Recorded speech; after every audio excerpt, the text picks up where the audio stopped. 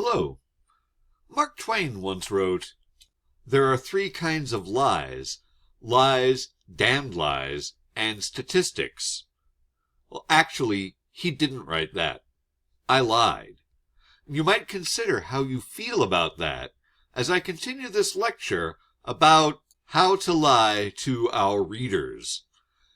We can actually lie to our readers in a few ways. Most simply, we can just lie by lying, which we can define as knowingly stating false information.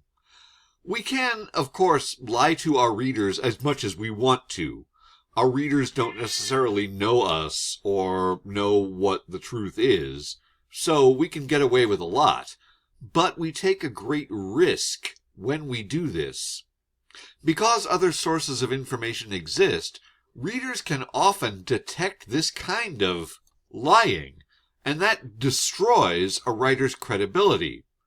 And without credibility, a writer has no real connection to the reader. There's no reason for a reader to believe anything a writer says once that writer has been caught lying. People who think of a writer as a liar will almost never accept that writer's ideas. So, we might try to lie a little more subtly by misinterpreting facts. This way of lying presents true facts, but it gives these facts a misleading meaning so that the reader draws an invalid conclusion from the actual true facts. For example, some people have noticed particular formations of vapor from airplanes and interpreted them as a phenomenon called chemtrails, by which they often seem to mean a kind of chemical warfare on the citizens of a particular area or some kind of governmental action.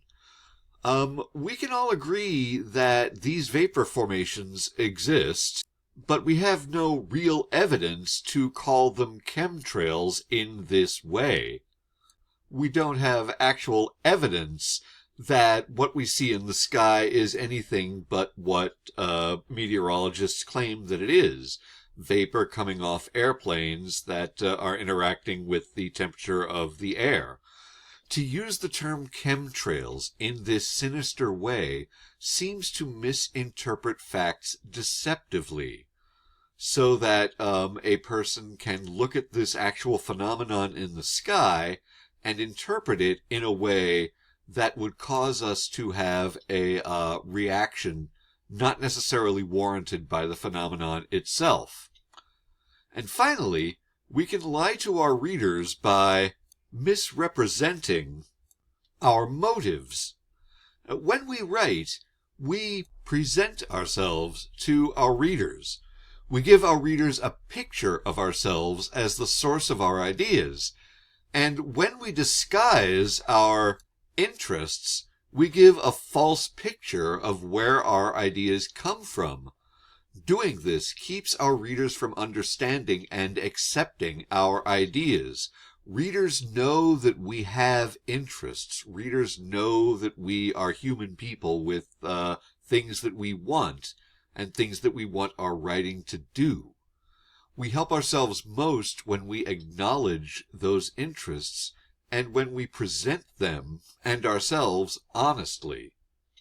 So, I hope this lecture has helped you think clearly about what happens when we lie to our readers. A strong use of ethos seems to demand a certain amount of sincerity in arguments that we want to work. We can maintain that quality of ethos by watching ourselves carefully to make sure that we don't even accidentally lie to our readers. As always, thank you for your time and attention.